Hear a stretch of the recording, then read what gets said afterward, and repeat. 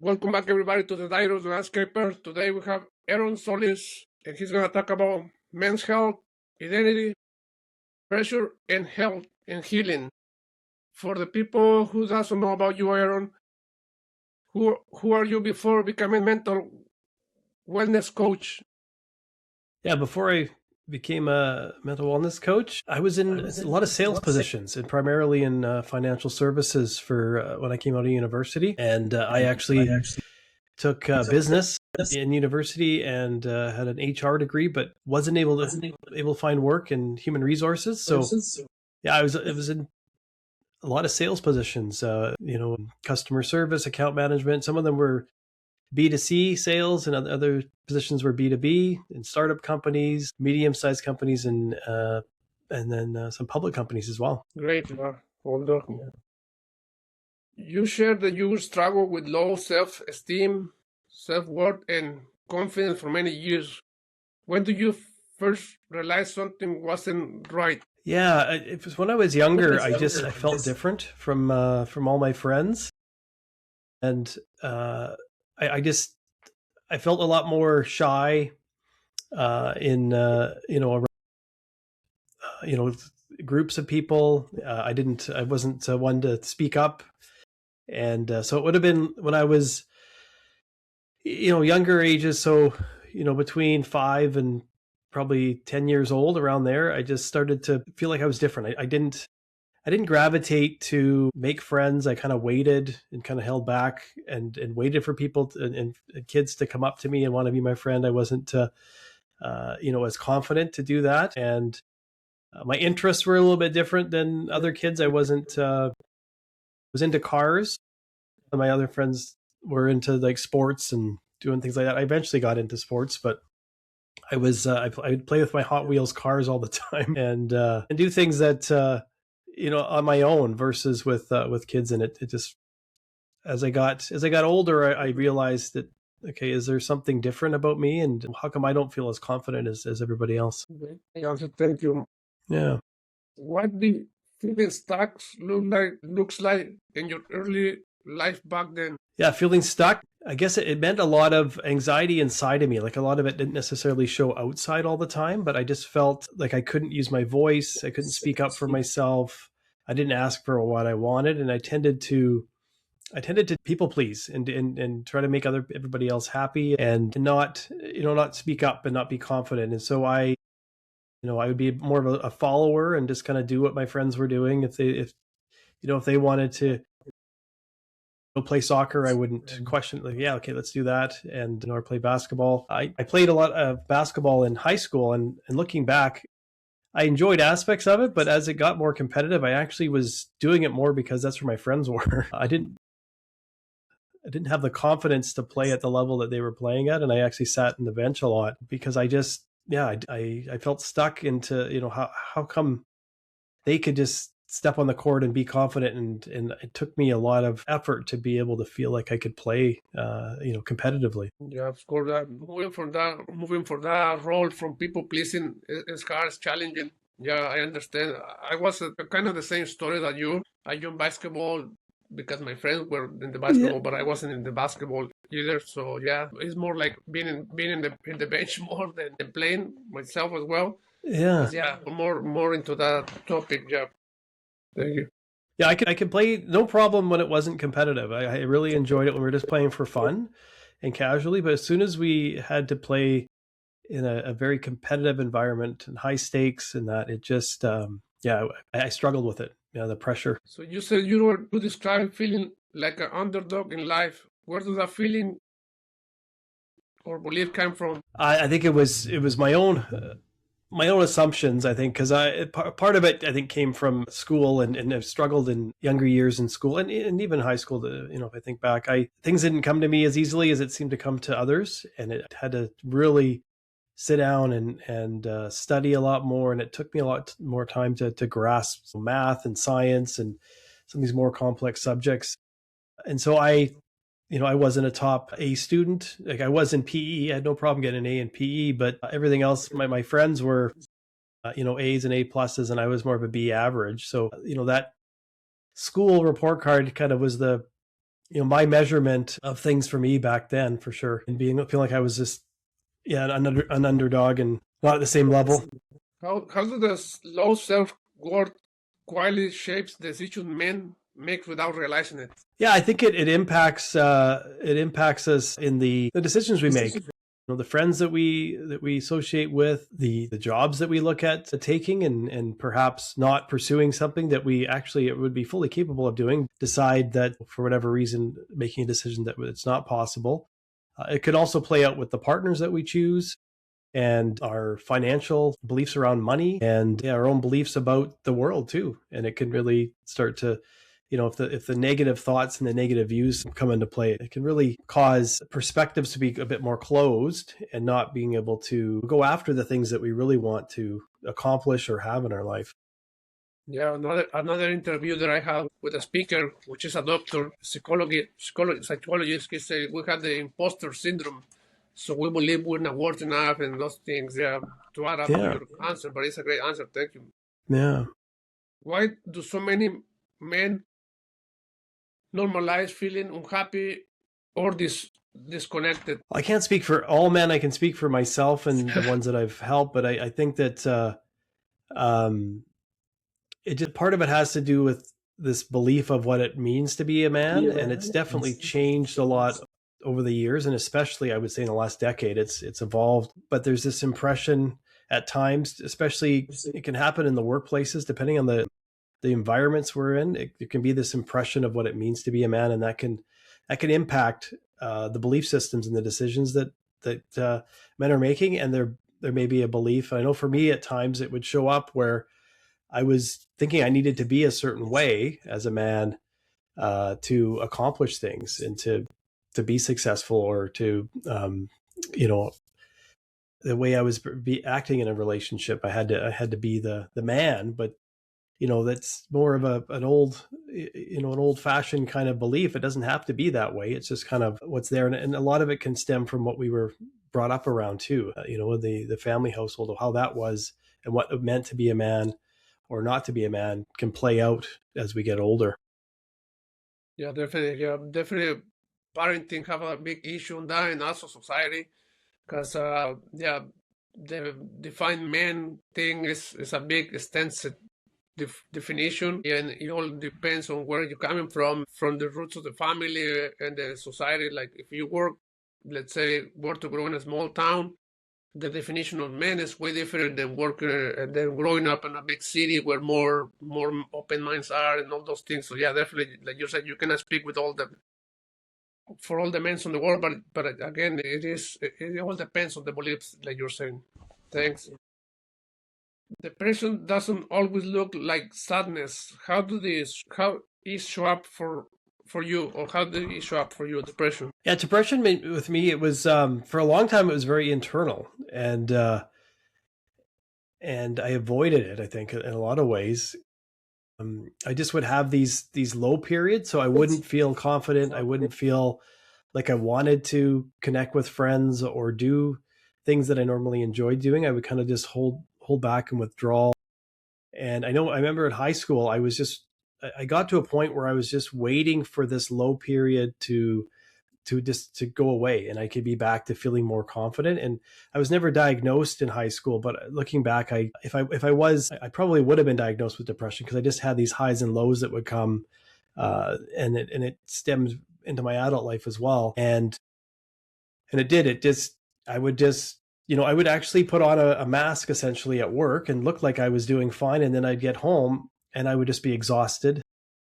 I just want to go to bed right away, and getting up in the morning would be very hard, right? I'd just be very tired all the time, and then also having to. And back then, we wear a suit to work, so I'd have to put on this suit and kind of put on this persona, if you will, of okay, I've got to be this certain way in this profession, and then the weekends I would just not want to do anything. I just want to just stay at home, not see anybody, and it would be like a 1 month to maybe 3 month cycle, and then all of a sudden I'd come out of it, and I would start to feel better, and my confidence would come up again, and it would just And I didn't get to the sadness portion of it until I met a counselor when I was going through my divorce of my first marriage. I at that point I realized that I needed to actually work on things because something was not right. My first marriage was failing. I had my oldest son at that time was just about 2 years old, and I said I need to find a counselor that really understands what I am going through, because I'd met many therapists over the years, and I'd been on and off various antidepressants and that, and it would feel good for 6 months, and then I'd be like, okay, and then I'm fine, and then I would, another year would go by, and then I'd feel down again, and it would just be a roller coaster up and down. And this one counselor that I met said to me, like, how do you define depression? And it was similar to what I just mentioned. Like, it's this dark cloud hanging over me. Everything's bleak. Everything's gray. I can't, getting up in the morning is like next to impossible. It's a huge undertaking. And, and I just don't want to, I don't want to do anything. I just feel this exhaustion and I have no energy. And she said, yeah, that's definitely a way to look at depression. And she said, there's another way to look at it. And I said, what's that? And she said that it's anger. Depression is anger turned inward. And I was about my mid-30s at the time when I heard that. So I'd been through a lot of experiences and I was going through this divorce. And that was the right moment for me to hear that, because I really understood what was going on when she said that, because I realized that I hadn't built any relationship with anger other than stuffing it down and not expressing it. I was believing that if I was angry, I was bad, I was wrong, and nobody would like me. So don't be angry. And so I stuffed it and just people pleased, right? And just put on this persona of okay, everything's good. I'm just going to make sure, try to make everybody happy. And that was definitely a strategy that really wasn't working, but it was the only one I knew. Once I actually dealt with that anger and learned how to express it in safe ways, and that it's actually okay to be angry. It's not a bad thing. It's an emotion that we're allowed to have. Then the sadness actually showed up for me. So it took me to work through it and actually release some of that anger. And this is the other thing the counselor had explained to me, is that underneath that anger is something else. And so if you release it, then you're going to be able to uncover another emotion or two, or whatever it is, right? And for me, it was sadness. And there was a lot of grief that I hadn't expressed, and I was able to, and be able to move through a lot of that. But the sadness is, as you mentioned, like it didn't present as sadness to me right away. It took me some work to be able to actually access it. Okay. And that takes to the next question, which is related to that. Mm. What made it hard to talk about what you were going through? Yeah, there's a lot of shame around it. It was when I first saw a therapist, it was back in the early 90s. And back then it wasn't, mental health wasn't at the point where it is today, where lots of people talk about it. And, people will, even at work, people today will say, oh, I have a counseling appointment. And back then you didn't talk about that you were going to see anybody. And so it was like a secret, you could deal with it on your own, but it was a secret. And so I felt a lot of shame around it, a lot of guilt that I had to go do this. And then there was fear there as well. And the first therapist I saw them a couple times. It was in the hospital, so it was more kind of cold and institutional, if you will, than a counseling office that may be more comfortable. It was more of the government type of mental health office. And so it didn't really feel really safe. And this particular therapist, after a couple sessions, said, oh, I think you should come to this group that I'm doing that's helping people with self-esteem. And it took a lot of courage for me just to get to that place to see them. And then now it was a point where they were asking me to now let's go talk about what you're dealing with in front of a bunch of other people. And that really, I ended up doing it, but it shut me down. I got something out of it, because I got to hear other people talk about what they're going through, and I started to relate and that, but I didn't really participate as much because I was not at a point where I felt comfortable actually sharing it. Because again, as I said, back then it was not as open. Yeah. Yeah, it was more like a don't ask, don't tell, right back then. Yeah, for sure. Yeah. So, what do you think we as a man, especially high pressure career, struggles to ask for help? So, why do you think men, especially in high pressure careers, struggle to ask for help? I think it speaks to the high pressure of the career. And there's this expectation of this belief that you have to have it all figured out. And that if you're in this certain position and you have this role that you need to fulfill, that asking for help is is weak, considered weak. Maybe there's belief there, or it's gonna maybe take you away from the career. Maybe people are going to look at that. Okay, this person's struggling. Let's maybe demote them and put them in something lower than the easier role that's not the same amount of responsibility. And so there's this mental kind of process that can happen where, oh, I'm in this profession, I need to be a certain way, and almost not human. I need to be like a robot, and I shouldn't have to deal with emotional things, when the reality is that you have to be able to work through them, and it is part of the profession. But I think there's a belief around performance and being at a certain level. There could be a compensation element that they want to hit certain targets, or they want to progress in their career, and they can't show, or they're believing that if they show any so-called weakness or need for help, that's going to impact their ability to get to where they want to get to in their career.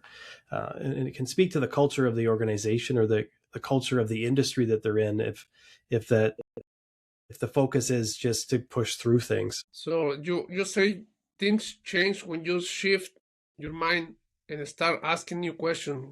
What were those questions? Yeah, there was one key question that came up for me, because when I was going through that divorce, it was initially a separation, living in the same home. And I remember I lived in a townhouse at the time, and I was in the basement of this home in the evenings trying to figure out what was wrong with me, because I felt like I was in this depressed state for so long in that relationship that it caused the relationship to break down.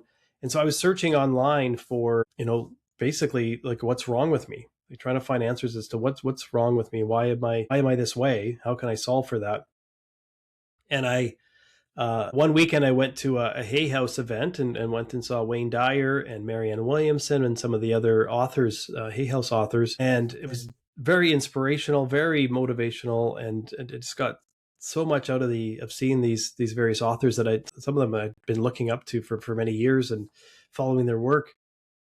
And I had this epiphany when I came back from that event, that I had actually been asking myself the wrong question. I needed to stop asking myself what's wrong with me, and I needed to start asking myself, what is this for? I realized that there's got to be a bigger reason for why I'm going through this, because it keeps showing up, right? It's a pattern. It's showing up, and if I look at it from a perspective that there's a reason, there's a gift in this. It's not a bad thing. There's something for me to learn here. That shifted things for me. I was able to approach it differently and move through things a lot better. Was there were moments when you realized healing was actually possible? Yeah, definitely. There was moments in there was a counseling program that I actually ended up taking, because I ended up realizing that I wanted to help more men, and perhaps pursuing counseling is going to be able to do that. And the workshops that I went to for that, and even initially before I did that program, I took a workshop, and some of the exercises that they had us do, there was like a lot of meditation and different things that I hadn't necessarily done before, breathing, breath work, and some experiential work to get anger out, like using a pool noodle and just hitting a pillow with it, like just different things to get out the energy. And I felt more like myself after 3 days of doing exercise like that and talking to people about my experience and learning about theirs. That made me realize that, okay, so perhaps I just have been using the wrong tools. There's all these different tools out there. Maybe these are the tools for me, and these are ones that can help me. And I just walked out of that initial workshop, and I felt like, okay, I'm like, this is who I'm meant to be. This feels like myself again. Okay, how do I continue to work and be this guy? moving forward, because this is who I love being, right? And that really inspired me that, okay, I can heal this.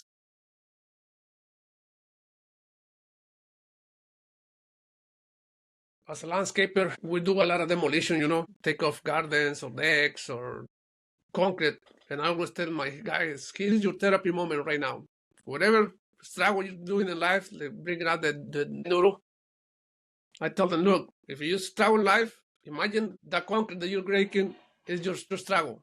Break it as hard and as use all your energy there and release that bad energy to that concrete, whatever you're breaking, the deck, if it's a piece of work. And that's your therapy session right there. And guys, at the beginning, they saw that telling wrong or weird, like, why my boss is telling me this? But then later, with the time, they realize, hey, it does really work. We release that energy, and it does really work. It's like a therapy, and we enjoy doing that. And it's less exhausting breaking that concrete by releasing that bad energy. And that's what I tell, yeah, it is. I've been using it a lot, and that's how I overcome a lot of the stress through myself, because it's all that energy, all the bad feelings that we have because we feel we're not worth enough or whatever you're carrying inside. If you release it there, it's like a big elephant staying out from your chest or popping out of your chest. So, yeah, it's a good therapy, and it's glad to have this conversation. That's great. That's great that you support them through that and shift their perspective of, hey, this is a really beneficial part of your job that it can help you, especially if you have a lot going on right now. Yeah. That's great. What was the hardest belief you had to let go of? I think the hardest one was that I'm not lovable. I think at the core, that's what was going on for me. Is deep down, I was taking all this information as a kid and growing older, and it was still there that I was believing that I wasn't lovable. People were not liking me because I wasn't capable of being loved. Yeah, that's a big one out there, especially in my industry. There is many men out there that they feel not lovable. Yeah, I always, again, another thing that I start using on my company, on my employees, is hugging them. Amen. And I tell them, I love you. At the beginning, the first hug, you can hear all the body crushing, like all the bones are cracking, because I guess they never experienced that from a boss, from their superiors. So it's like a big relief too. And once I start implementing that, they show up more happy to work. They show up more to work, less calling sick and all that thing. So it really does help showing a little love. I will say a little, but maybe it's more, but it does really work showing that, because there is a lot of people who feel that. At one point in our lives, I guess, we all doubt about love, but then there's people who's carrying it for a long time. Yep. But it is helping my guys, and I see the change once I start applying that to my employees. They become more happy, more energy, and they enjoy working now. That's so powerful. That's so amazing that you do that, and just demonstrating to them what it means to be a man is that you can hug, you can embrace, you can share that you love them, and it's not a romantic thing. It's just that you see them as a human, and you care about them, and you want to see them thrive. You're looking out for their best interests. Like, that's so powerful. That's so, your team is so lucky to have you and teaching them that. Yeah, and then because my especially here in my area, there is a lot of Latino labor force. And those are the ones where I see they do have love, but I guess they experience love in a different way, because again, this belief system, right? We as Latinos, I'm a Latino, so as a Latino, we believe being a man is more like strong. You don't have to show love. You just have to be rough, and we all want our kids to be rough because that's what men supposed to be. Doing that, again, at the beginning was uncomfortable for them. You can hear all the bones cracking, even though it was just a small hug, but the release, the stress release, you can really hear the whole body crashing on the bones. Yeah, it's So it's amazing. amazing when I was doing it, like I was Yeah. surprised, like, oh my god, I just hugged it, and all the body was like cracking like a potato chip or something. Wow. But it's amazing, yeah, Powerful. yeah. You focus on nature, natural healing methods. What do those means in practice? Yeah, for me, what I found worked was journaling. I Okay. actually was journaling a lot, even out of high school. I found I was just naturally journaling, and I realized that was actually very helpful to me because I use that as a platform to ask questions around anger, and I was because I didn't feel safe to at that time as I got into university how to express it. So I was just that was a very natural way, and I still use journaling today just to help clear my mind of things or just express things in different ways. Exercise, I think, for any mental health challenge, exercise is so important.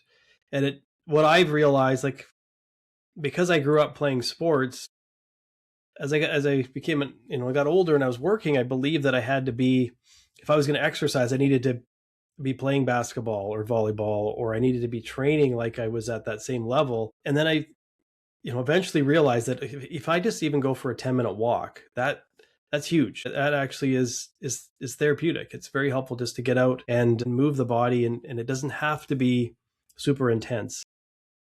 And Yeah. getting out in nature, I just we grew up having a cabin out in the middle of nowhere pretty much, and no electricity, no running water, and just to be able to get out there at times and go fishing and watch the eagles and the different wildlife. This really helps calm the mind, kind of level set as to what's important. And where I currently live it's near the ocean, so we can go in our neighborhood. We can go walk and see the ocean, or go down and walk along it. And so getting out in nature, I find, is a great natural way to help with one's mental state. And then basic eating and sleeping habits too are also really important. If somebody is struggling with depression or any mental health challenges and they're not getting enough sleep, and they're eating a bunch of high sugar, high processed foods, there could be a correlation there. I'm not a doctor, but there's something to be said of, if what you're consuming could be an indicator of what's going on for you. And even social media and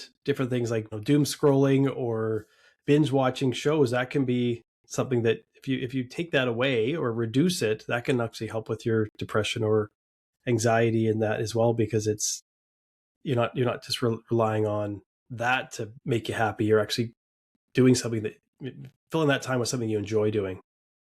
Yeah, for sure. Yeah, spending more time in nature and cutting all those bad eating habits and the screen time, let's say, it definitely boosts up your uh, your your your positive and reduce the stress. Yeah.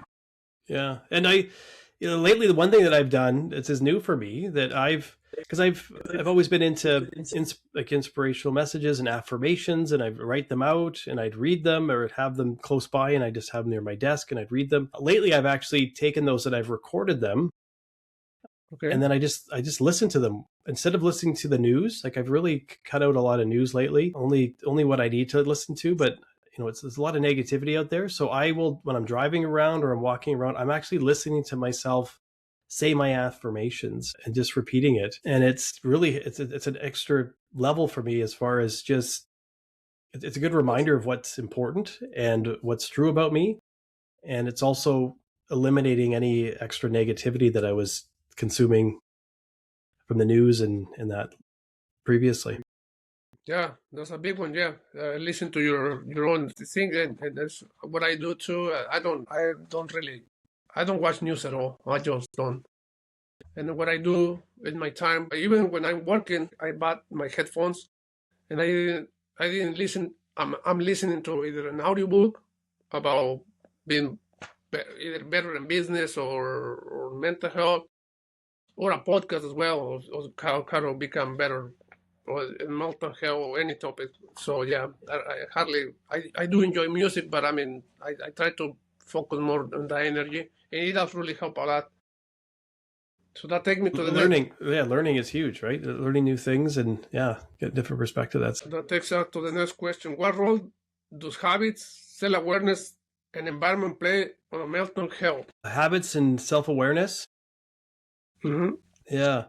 I think they're huge. It's really important to have, like, as I talked about, sleep habits, eating habits, exercise habits, things that meditation, journaling, these types of habits, things that are going to help improve your mental health, maintain it. And the key is that I find for myself and for the men that I've helped is to be aware of the thoughts that show up when you're feeling good. Because sometimes when you're all of a sudden, okay, I'm good now, right? Then you stop doing the things that you're supposed to be doing. And then the bad habits can creep up again, right? So it's so there's awareness around that.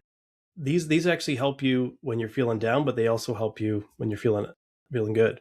And how do you maintain them? But also at the same time, you don't beat yourself up if you forget to do it. And that's another thing that can happen is that, you fall off track and you're not maybe getting enough sleep like you used to. And then you're just like, giving up and like, okay, I'm not even going to worry about the hours I'm getting every night. And then you don't feel good, but it felt like it was, you can't do it. So that there's a give up attitude, which it's just a mistake happened, or maybe it just wasn't possible to get enough sleep that night, and so you just redirect, and just get back to doing it again, and just be aware of if there's any negativity that's beating yourself up. That, hey, that's the voice that's not helpful. I don't want to, I don't want to listen to that voice. I want to listen to the voice that's here to cheer for me. That's wanting me to get to where I want to get to. Thank you. What was one small shift can start creating momentum for someone who feels overwhelmed? I think it's picking one thing that like one thing that's very simple that you could do in the next week, right? And it doesn't have to be an everyday thing. It could be something, okay, I'm just going to do this in the next 7 days. I'm going to do this. And maybe that's, I'm going to go for a walk for 10 minutes, right? Or I'm going to make sure I get 8 hours sleep. Like, you just pick one thing, because I know it happens in where I live at the beginning of the year, a lot of people just start going to the gym every day and like, okay, or maybe not every day, but like more often than normal. And they're trying to create this new habit of going to the gym regularly. And it's more than they can handle because they're not used to going 3 or 4 times a week. And then they end up stopping, right? So my thought around this is just take baby steps. Like, what is possible? What is actually going to create a win? And then you can build on that. Do that. Okay, do it for 1 week, once in 1 week, and then do it twice in the next week, then do it 3 times, and then find an amount that's attainable, that's easy to do, and just do that consistently. And then what I find whenever I have just started, when I've been feeling down and I just start, okay, I'm going to go for a 10-minute walk this week, and then I'm going to increase that next week. As I start to get momentum, then I'm like, okay, I can actually add in something else to this, because you realize, okay, I'm feeling better. Now I have more capacity. Yep. I called it the 5 minutes rule. And start with 5 minutes a day. And then, as you say, as the time goes by, your body is going to demand or ask for more. So I tell them, I know 5 minutes, it doesn't sound like a lot, but at the end of the year, it's 18 hours and 20 minutes. So it's a lot of... Exactly. If you keep doing it, like a 5-minute walk or 10 minutes, like you said, yeah, it is good.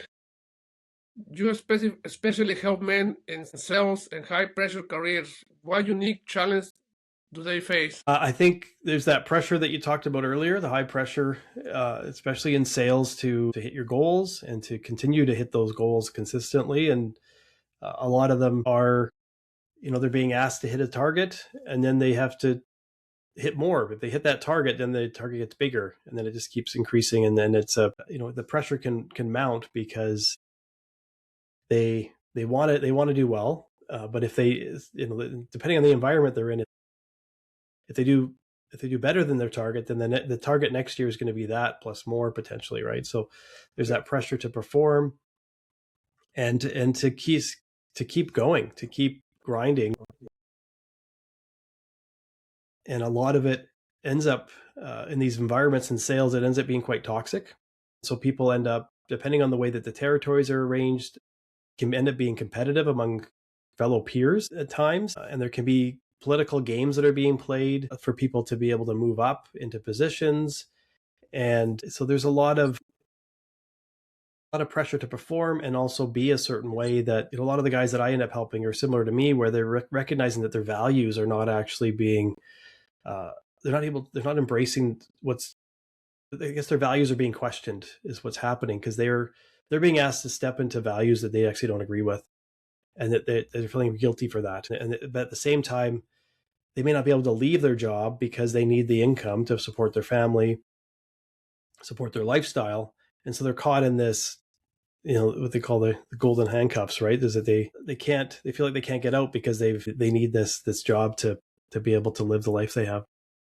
Yeah, that's a huge one, and yeah, a lot of us feel trapped on that golden cage, I would call it too, Mm-hmm. because we're afraid if we quit, yeah, there is no income, there is no life support for our family, but there is always another option. I will not say quit right away, but you can start looking another company who does meet your values and your goals, and eventually you will get it. But a lot of us is just afraid to go ask for either new job or change companies or job position, because we feel like part of that family, and sometimes that gets us stuck in there. Definitely. Why does success on the outside often hide the pain on the inside?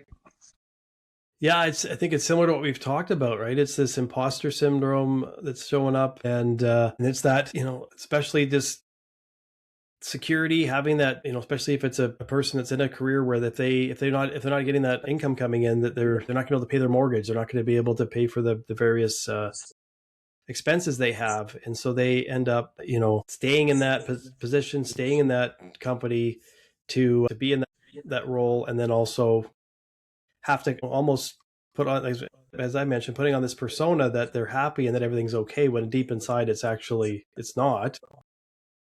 But they're torn as to how do I not do this but still be happy. And I think that what can happen, I know it happened to myself and it's happened to guys that I've talked to, is you end up kind of being in this environment where you actually like the people that you're working with, majority of them, it's pretty good, and you don't want to let them down, right? You don't want to leave and put somebody in a bad spot, or you know, or end up taking sick leave, and then it's going to put somebody else is going to have to work more because you're not there. Like, there's this guilt, especially for men that do have a solid conscience around others and wanting to make sure that others aren't impacted, and that people pleasing may be a bit too much, where there's got to be boundaries. But yeah, so they're aware that there's going to be impact if I'm not here, so I should just stay here and continue and just, you know, suffer. Yeah, for sure. How do you help men reconnect with themselves beyond performance and results? Yeah, a lot of it is getting them to do a lot of reflective journaling through the book that I've written, Engage, Connect, Grow. There's exercises in there. There's an exercise they can do. There's 52, so you can do one a week, and a lot of it's reflecting on, you know, their experience in their past, not to stay in the past at all, but just to kind of get information about messages that they were told about being a certain way that maybe aren't true now, right? If they recognize it, looking at, like, what do they truly value in their life? Like, what are the values that they actually want to stand for, and how are they actually standing for them, or are they, say, wavering to please others? Looking at the thoughts that are going on in their mind, and are those thoughts actually true? Behaviors, so looking at the various behaviors that they're participating in, and are those behaviors actually helping or harming them, right? So we talked about doom scrolling on social media, you know, binge watching shows, drinking, arguing, getting into fights. Like, these behaviors, they're a symptom of what's going on inside, and being able to help them recognize, like, is that actually in alignment with where you want to get to? So there's a lot of work. Okay, where do you want to, like, who do you actually want to be? And let's look at the reality of what's going on, and what changes are you open to making to get there? What role does community play in healing, especially for men? I think community is huge. You see a lot of men's groups that have opened up, and in various ways. And I think it's fantastic to see. I think that as long as it's a healthy space and that they're actually supporting men in the right way, and being more heart-centered than head-centered, I think is important. Being around other men and being able to see what they're going through and the struggles, and be able to support them with the hard things that they're going through, and not be there to fix it, not be there to blame other people for what they're going through, but just to be saying, hey, I hear you. I can relate to what you're going through. I'm here for you if you need help. And in the counseling program I did, it was actually powerful because I was in a class of men and women. And not only did we learn about mental health and the various academic parts of it, but we actually had an opportunity to share our own stories and things that we're going through to experience ourselves. And the women in the class were actually numerous times giving feedback about how it was so valuable to hear from a man's perspective, because they hadn't. A lot of women get together and talk and support each other, and men do it in a different way, but they'd never been in a room where men are actually sharing like deep fears and challenges and feelings. And it said it really helped them. So the community, including women, is actually really important too, because the women can then understand the men in their life or the men in their community a lot better too. Yeah, definitely. How does one-on-ones coaching help uncover things people can see on their own? How does the coaching help people see things on their own? How does the one-on-one coaching helps cover things people can see on their own? Yeah, it's because it's one-on-one. It's really me being there as a guide or coach, and supporting a man through where they want to get to. Like, who do they actually want to be? So the work is really for them to do, and me to be there as a guide, as an accountability partner, maybe see things that they're not seeing, or highlight things that they're maybe didn't notice. But yeah, really once I take men initially through a goal exercise to help them have a good foundation of where they want to get to, right, and where they want to be. And then that's what we move towards is, okay, so and then we look at small steps they can take to be to that place. And the goal may initially be, I want to earn a certain amount of income, and then I'll dig deeper on that and say, okay, so who are you going to be when you make that amount of income? Like, who's the man you're going to be? Who's the father you're going to be? What's life going to be like? Like, are you going to be traveling from vacations? Where are you going to be going? All these types of things, and really get into more around the experience, because a lot of goals that men set are more kind of quantitative, and that's fine, but there's benefit of getting into the experience. Okay, so what are you going to be seeing when you achieve that income increase? What are you going to be hearing from yourself and other people? What are you going to be seeing? And so then doing that exercise initially, then that's a lot of the work that we do for the months following that, is looking at steps they can take to continue to move toward that, and also look at where things show up where they maybe felt like they fell back a bit, and recognizing that that's okay, to be able to, okay, let's reshift, realign, and let's, like, what can we do to get you back on, like, what's the one thing you can do to get back on track now? But a lot of guys come to me because they're in a toxic work environment, so there may be some communication things, techniques or opportunities to look at, and that may actually help them in their relationship as well. Or it could be confidence, and being able to, so what are some things that you can do to help increase your confidence? And it's a lot of it's them.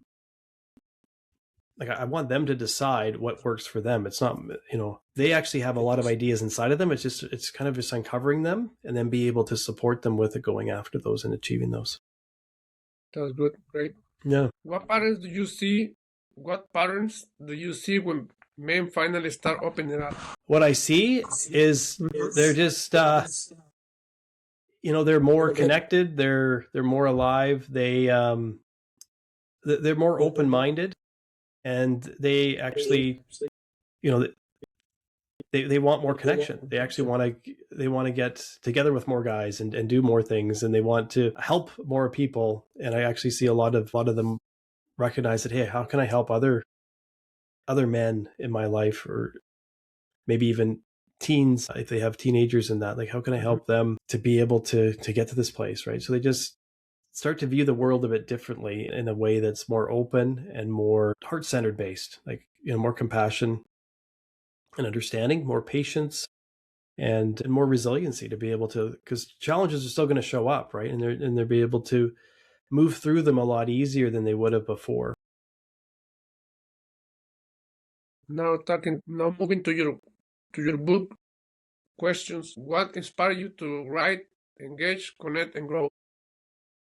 Yeah, so I had written so many journal entries over the years, and Well, I learned so much from doing that I was trying to find a way to take what I had learned from that and be able to share it with others. And so I was listening to a radio show one night, and there was actually a Canadian politician that was on there that he'd written a book, and they'd asked him what was your secret to writing your book, and that's where my attention to the interview actually heightened. I was like, oh, he's written a book, and I'm thinking about doing this. And he said he wrote 20 minutes a day. And so I said, okay, I can do that 20 minutes a day. Because at the time, I was living on my own. This was after my separation, and my son part-time. And, when he was with me, after I put him to bed, then I would spend 20 minutes and just write. And because I had all these journal entries, I would pull, and I kept the journals. I just pulled them out, and I would just take and put them into a Word doc. I want to get what I put here on paper, what I have on paper, and put it into my computer, and then I'll get it all collected there, and then I'll figure out what to do next. And as I started to do that, I started to realize that certain topics that I was writing about had certain themes around values, around thoughts, behaviors, and I was able to start to piece together this book that ended up being 52 lessons. okay. That's broken into those 3 sections. So engage, connect, grow. And it just, so I was inspired that I had these lessons in me. And I also was, this was after my counseling program, or getting close to the end of it. And I'm like, I want to help more men and more people in general. And I figured that this book could do that. And I set it up in a way where like sales teams, corporate teams could use it as well. So you could do it yourself, and then you could also do it in groups as a way to be able to bond and connect. Great. What does engage really mean when someone feels disconnected from life? Yeah, the way I look at it and the way I've positioned it is it's almost like restarting the engine. You're now engaged. You're more awake, and you're more aware that things haven't been working. And now I need to engage more. I need to now become fully aware of my current state, and that I've been doing things a certain way. And now let's just become aware of what the reality of where I'm at, and start to observe that, start to witness that, because that can then help. You got the engine started, and then that once you kind of get the engine warmed up, then you can figure out, okay, where do I want to go? Yeah, like you're almost engaging the engine to get things activated. definitely. What message do you hope readers can take away from your book? That they are lovable, that they are worthy, and they are valuable, and there's a reason for them to be here in the world. Landscapers and business owners work physically and hard and carry mental pressure. What signs should they watch for? In the landscaping profession? Or business? Yeah, I think physical, it's a very physical position from what I understand. So there's things to be aware of how that those maybe physical limitations are starting to impact their mental health. Because getting to a place where maybe you're not able to do the same things that you were able to do before, and the thoughts that may be coming up around that, the beliefs that may be coming around, that could be detrimental to being able to work properly and be able to be in a good mindset. And so those are the like what I focus on more, the mental side of things. So, but the physical can impact that, because especially in a profession where you need to be physical and you need to be at a certain level, is recognizing maybe it's time to look at the job differently, and maybe there's an opportunity to delegate, and maybe it's time for you to have other people do certain things that you were doing, and how can you get to a place where you're okay with that, right? The way I see it, this is related to the podcast name Landscape Diary. Is the mental and physical hardness to carry on the work is from my perspective, right? When I'm doing any work, any task, we're putting everything in our power to do it the best possible we could do it, right? But there is sometimes the mental pressure from the customer is gonna walk out of the door and he's not gonna like it. So that's the biggest pressure I think as a landscaper and business owner out there feel is that we're trying to do it the best we could, but at the end the customer just came out and say, "Oh no, I don't like it," either because they wasn't expecting what they weren't expecting that, or maybe they had a hard day too. So I guess that's my biggest challenge on the being that hard on us. Yeah. So moving to the next question: Why is rest often seen as a weakness instead of a strategy? Sorry, can you repeat that again? Why is rest often seen as a weakness? Oh, rest as a weakness. Yeah. I think it's just the it's a cultural thing in society that a lot of people believe that you just need to keep pushing forward, and that if you're resting, it means that you're lazy. But I've heard recently that a lot of professional athletes are actually a lot of them are actually quite lazy when they're not training, because their bodies can't be training 100% of the time. Your muscles can't handle that. Your body can't. Yeah. So I think that it's societal pressures that it may be a belief that, oh, I need to just keep being active, but it becomes a value to be able to say, hey, I actually know that if I take rest, I'm going to be in a better mindset. I'm going to be better in my attitude and emotionally, and I know I need it, so I'm going to take it. And it's an exercise of being aware of what thoughts are coming up and how come I'm thinking that others are going to be looking down upon me when this is something I need. That's myself being a recovering people pleaser. It's hard to at times to be at that place and not have those thoughts come up around worry about what other people are going to think. But I heard a quote, I can't remember who it was from, but it was along the lines of that what other people think of you is none of your business. Yeah, that's a big one. Yeah. So yeah, I start doing the laziness, I would say. that's a belief. Yeah, like I said, this year, and really start taking more time for me. And you can really show on the work side it does really work. But a lot of us we just get consumed and on the belief that we have to keep grinding, and because we're the boss, we're the head of the company. If we stop, the company stop. No, it's the opposite. The more you stop, the better the company is gonna run, because your mind is gonna be clear and you can see it from the outside, not from the inside. But yeah, it's a big one. Definitely, yeah. What advice would you give a man who feels responsible for everyone but himself? How come? I'd ask him how come he's feeling that way, and is it helpful to him? At the end of the day, is that truly helpful, or is there another way to look at things that would actually consider himself in the middle of it?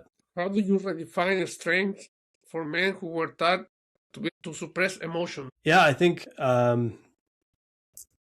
it's part of it is being open to the work, being open to looking at emotions, feeling them, just being aware of them. Like I think what I try to do is share my story, and that I got a lot of benefit from especially feeling anger, and that on the other side of it, yes, I felt sad, but I was also able to feel joy and happiness, and feel a whole variety of things, and to be able to hopefully inspire men to know that all the feelings, emotions you have are actually part of being a human being. And if you want to experience life, why not experience all of it?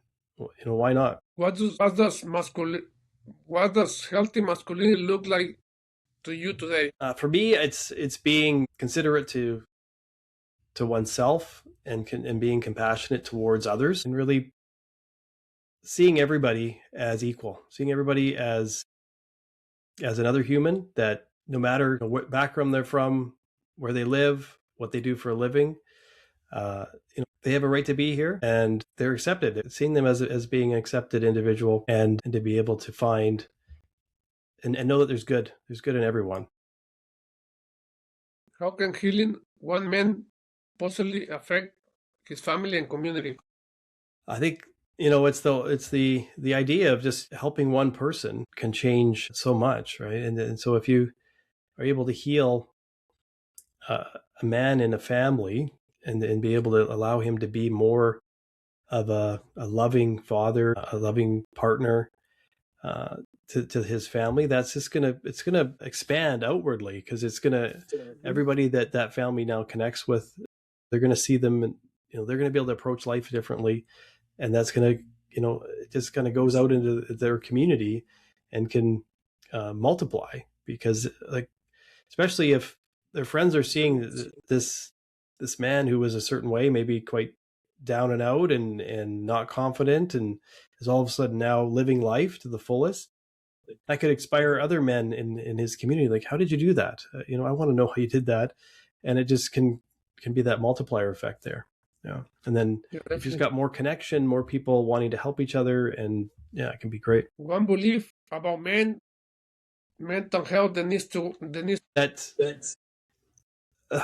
there's so much. That's a big question. But I think it's okay. It's okay to have challenges with mental health, and that there's help available to men, that men deserve help just as much as anybody else. And it's okay to be struggling, and it's okay to ask for help. And it's not shameful. It's actually power. There's power in saying that you need help with your mental health. Yeah, I think that the belief needs to change, and needs to go like, we've been taught you don't need help, don't ask for help. But yeah, it's the opposite. We all need help, and that will help us change dramatically. One daily habit that supports emotional resilience. One daily habit, I think there's so many options, but I think getting out and connecting with nature, I'm going to say, is a really good habit to do. Getting out and just walking in your neighborhood, walking in a park, getting outside is. There's a big one. One thing you wish every man knew. That they are valuable. They're worthy. Thank you. If a man listen right now, feel stuck but doesn't know why, what will you tell him? It's okay to be where you're at right now. It's absolutely okay, and you can move through this. And there's a simple thing you can do. Is just writing out whatever's going on for you on a piece of paper, and just get it out, and ask for help if you need it. But you've got tons of opportunity to get help, and you're going to be okay. And final questions: where can people find you or connect with you? Yeah, so they can connect with me. I have an Instagram account at Aaron Solly, AARONSOLLY. And I have my website, engagecoachinggroup.com, where there's a free resource there. It's called the Reinvention Blueprint. That helps men with reinventing their life and their career in a easy and simple way, without having to make any outrageous changes right off the bat, but just to kind of get a plan laid out there. And your coaching is virtual, is physical, or both? It's virtual. Yeah. Okay. So anybody can join from any place of the world, let's say. Yeah. Anybody can join anybody of the world. Thank you. Final question: what does a healed, fulfillment life looks like to you? Oh, it's being connected to oneself, like being really connected to myself and to my values and what I stand for, and being able to use my voice to be able to ask for what I need, and then being connected to family and friends and community, and be able to make a difference in the lives of others as well. Thank you, Aaron. It was a very big show today, and all those answers were nice, and hope they can help the community out there, and hopefully they can reach if they need help with your services. And thank you for joining us again. Thanks so much for having me. Really appreciate it.